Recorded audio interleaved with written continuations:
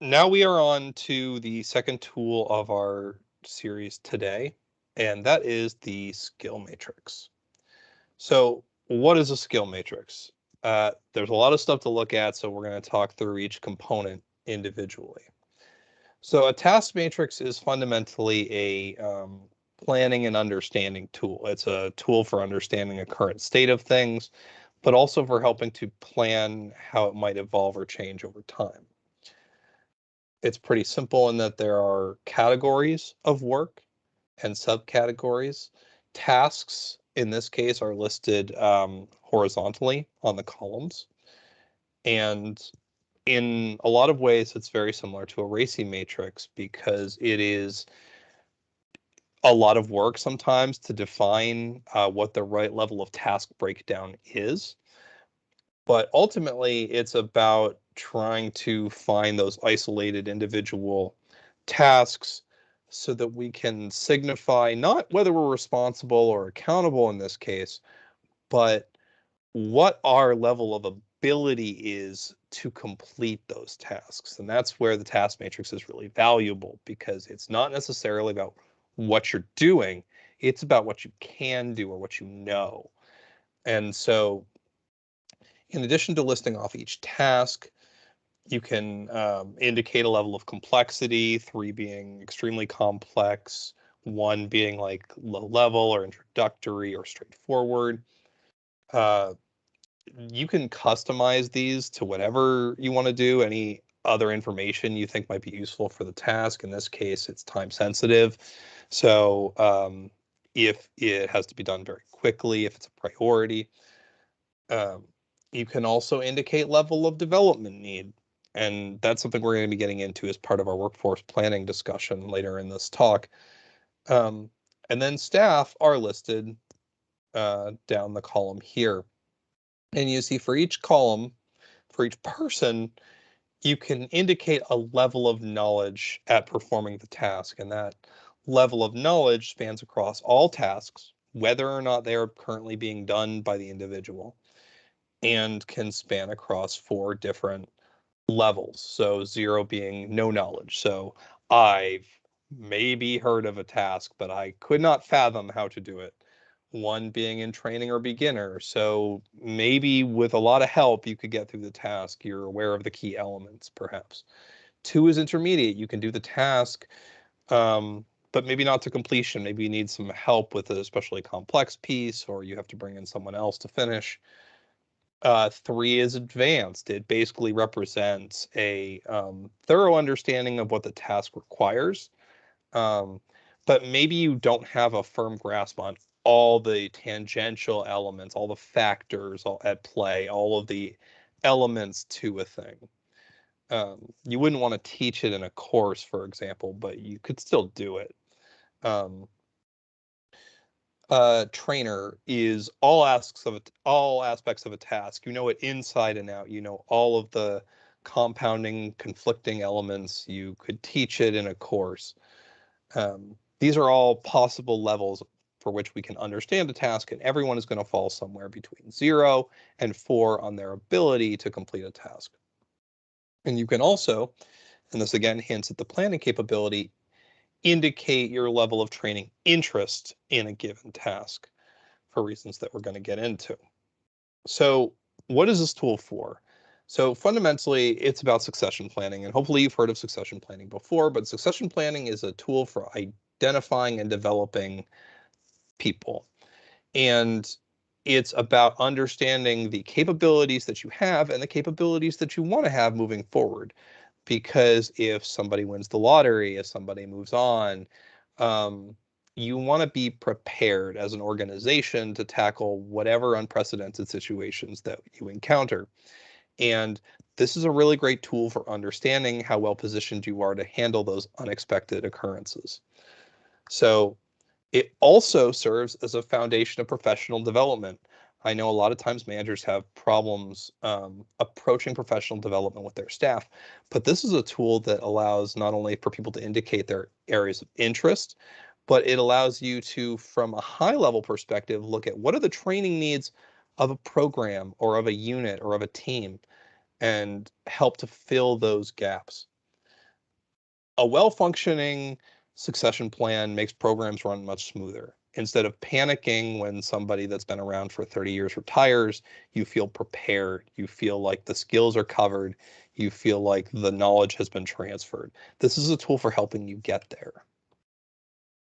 So this is a starting point for a succession plan. It is in and of itself not a succession plan, but it's a great place to start because it helps you understand where you're at. It is excellent at recording staff skills. So maybe somebody's on vacation and you need to bring in someone else to cover a task. Um, or you're looking at building up some bench depth and you want to understand who's the closest to the other person in the areas of work that they do. It's great at identifying areas of bench strength. So, if it's a vital task and only one person does it and they move on to a new position, they win the lottery, they're just out on extended leave because they had a life event, um, which is a fun way to identify a child. Um, but any kind of life event.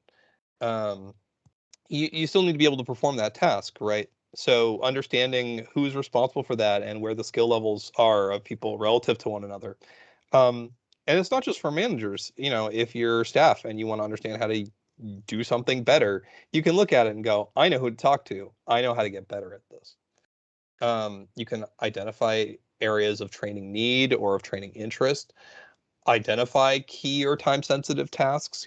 Sometimes it feels like every task is top priority, but the reality is that some are more high priority than others. It's a great way of marking those. It can be a great quick reference guide for leadership. So people that are not a part of the program, that aren't even a part of the management structure, can look at it and go, I know who to go to if I need help with this. Um, and it's a great self-reflection tool. We don't often ask people like, hey, in this thing that is not a part of your job, how do you think you are at it? And it's a real great way for someone to look inward and say, I could use some work in this area. And I'll just add, this is not a substitute for comprehensive workload analysis. This is a measure of our skills in the realm of tasks that we do. It's not a measure of how much time we spend doing them, or or how these things contribute to who does what. So although I'm more than happy to talk about workload analysis, it's not really objective of this tool. All right, so how do you use it? So I think one of the most so you want to begin by explaining what the tool is, because it's a little bit more complex than a RACI matrix, but it's extremely powerful. And just like a RACI matrix, its power is directly tied to how up to date it is and how it's used. So the next step is reviewing and identifying tasks. This is actually one of the most challenging parts of doing this exercise. Determining the right level to perform a task and determining those levels and listing them out can be really tough, because all of our tasks are broken down into micro tasks and mini tasks within those. So finding the right level to really define these is definitely a challenge. Ultimately, you probably want to come out depending on the size of your team, 20 to 30 tasks, 40 or 50 if you've got a larger team. Beyond that, you'll just be scrolling in eternity. So, starting with your job descriptions and things like that is a great place to begin. But identifying those tasks is a vital piece. Then you'll be evaluating tasks and training opportunities. So once the task list is built, staff can go in and indicate their experience.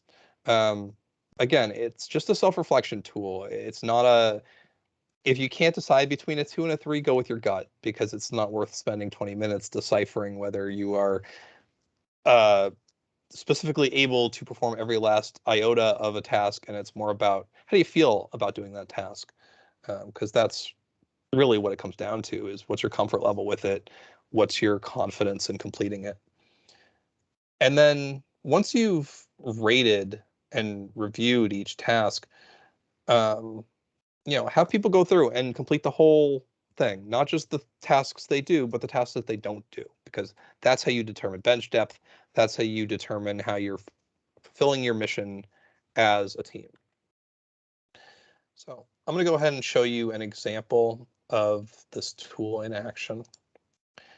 And this is one that we completed as part of the innovation team, the team that I'm a part of.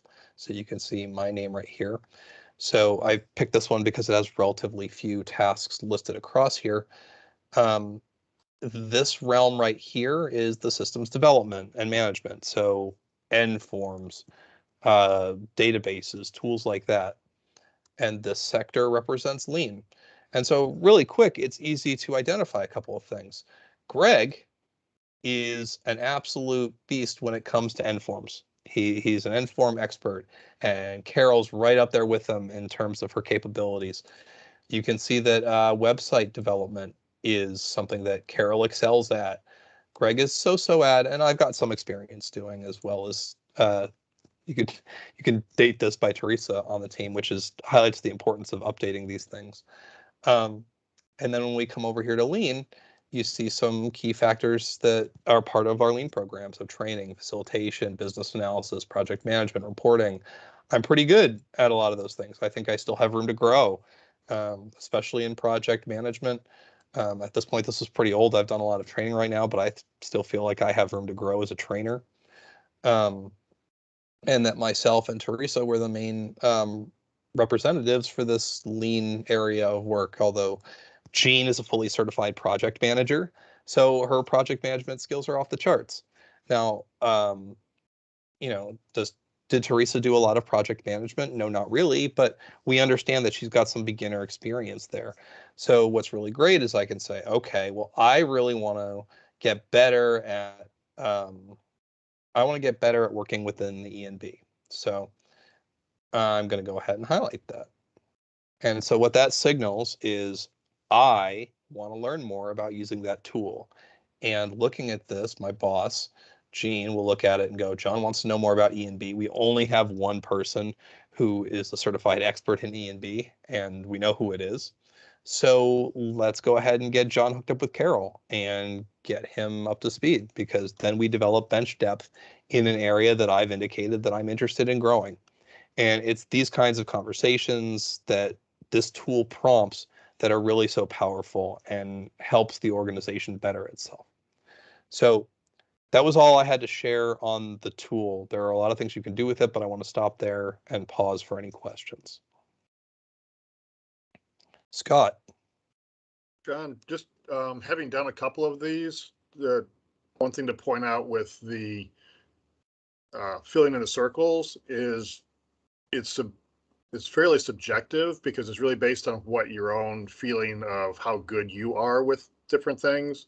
And we found it was useful as a group to talk about who filled in what circle in what amount as a group, because other people will say, oh no, you're fantastic with this and you've been doing this for years, so you should fill this whole circle in. Whereas I might have rated myself as, half or something. Or so it's worth taking time to have those conversations, not just on what you fill out, but how you think other people are filling their circles out, and being specific about the tasks. Yeah, that's a great point. One of the things about knowing a lot about something is that you're very aware of what you don't know. And so it can kind of deflate your own expectations about the level that you perform that task at. So that's a great point, Scott. Having those conversations can be really illuminating. Justin, I see your hand is up. Yeah, I was going to say the exact same thing. So that's great. Just to echo that, and I think it is important for groups of folks, even if it's just 2 or 3 people getting together, to do the ratings, to talk it through, because some people might rate themselves higher than they actually are or lower than they actually are. And just having a conversation with other peers can be helpful in making sure that everyone's rating in the same way. The other thing that I would say, just to highlight and add, is be careful with calling it a skills matrix. That's why it says task matrix on there. Yeah. I mean, we often call it a skills matrix, but this is not HR performance evaluation stuff. It should never be confused with that. And that's generally why we try to call it a task matrix, to stay away from that realm. So I just wanted to hit on that. That's a great point. Thanks, Justin. Yeah, I tend to use those 2 words interchangeably, and you're right that there's a key distinction there. Okay. Any other questions? All right, we're basically at time. So I want to thank everyone for participating in today's first Tool-torial. I knew when I came up with yeah, I'm absolutely willing to share the tools. So when I came up with the idea of Tool-torial as a concept and as a word combination, I knew I had to do these trainings. So they're every morning this week at 8:30. So hopefully you can attend more of those. They'll all be available on Microsoft Stream and on YouTube following this, and I'll try and provide links to the tools themselves if you want to use them in the future. But I want to thank everyone for their time today, and very much appreciate your presence, and hopefully we'll see you the rest of the week. All right. Have a great rest of your week.